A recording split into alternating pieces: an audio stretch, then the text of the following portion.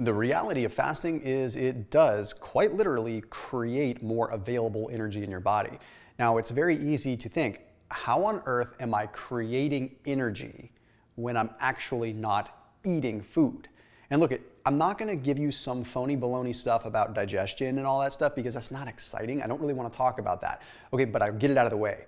Yes, when you're not wasting energy digesting food, you have more energy available for other things. But I really want to get down to more of the cellular respiration level. So this is going to be really intriguing, and out of this you'll be able to find some ways that you can enhance energy even more during a fast. Hey, after this video, I want you to check out a company called Jot, J-O-T. Okay, I'm a coffee fanatic, and speaking of fasting, yes, coffee is 100% good to go on fasting days, but Jot is a super ultra concentrated organic fair trade coffee. So it comes in this bottle, check this out. Okay, 1 tablespoon is all you need. Okay, 140 milligrams of caffeine, 1 tablespoon, you mix it into milk, you mix it into water, anything like that, and it comes out straight awesome. Okay, so you can make cold brew, you could make a keto latte, you could make tiramisu, you can put it over gelato, you can put it over ice, whatever. Jot is awesome, and the cool thing is if you use code THOMAS20 at checkout using the link below, you can save 20% off. So go ahead and check them out. Special link down below. Purely organic, super clean, and candidly, it's lower carbohydrate content than a lot of other coffees that are out there because it's so pure and so filtered and so concentrated. So again, go as strong as you want. But anyway, check the link out down below. With fasting, we have to get down to the cellular respiration level for just a second.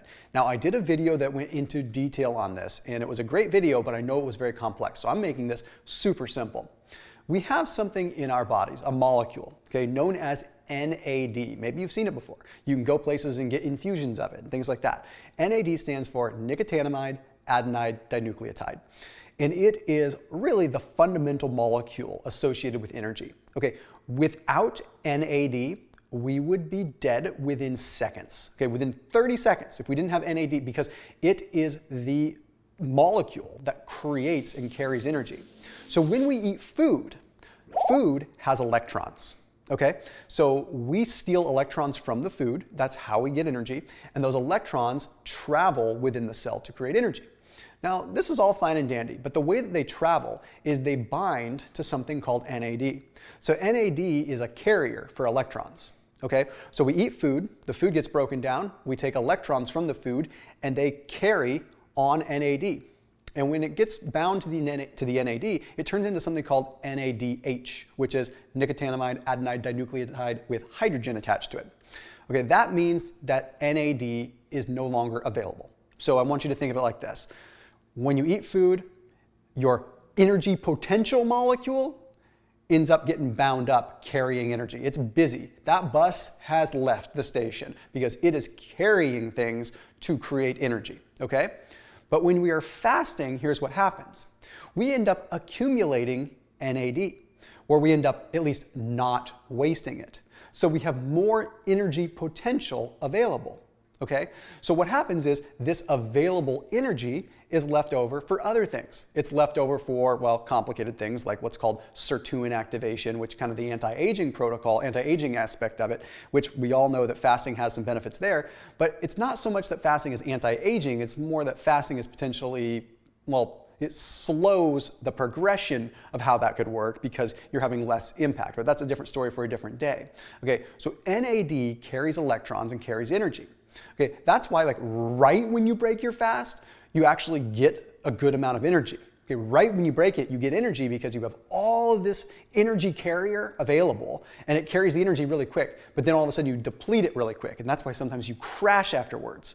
And that's why I always say it's very important to get yourself B vitamins, get yourself these things that are precursors, like niacin, precursor to creating NAD. Okay, complicated, but we don't need to go down that rabbit hole.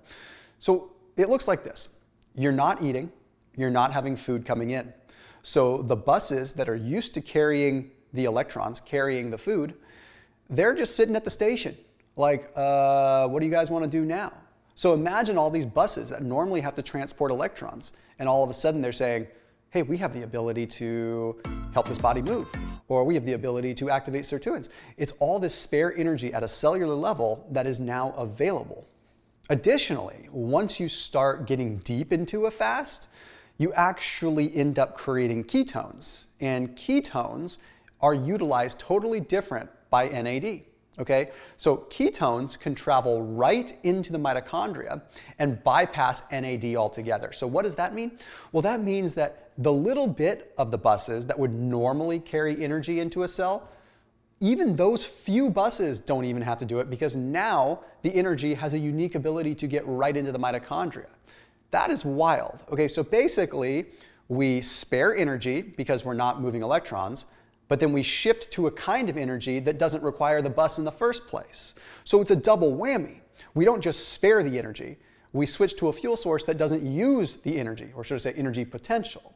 Okay, it all has to do with nicotinamide adenine dinucleotide. Okay, there's supplements that are out there that can help support that. You can go to doctor's offices and get NAD itself, but I think one of the best ways out there is just flat out restricting calories. Okay, when you restrict calories, anything putting you into a deficit, whether it's fasting or just caloric restriction, is going to leave you with more NAD.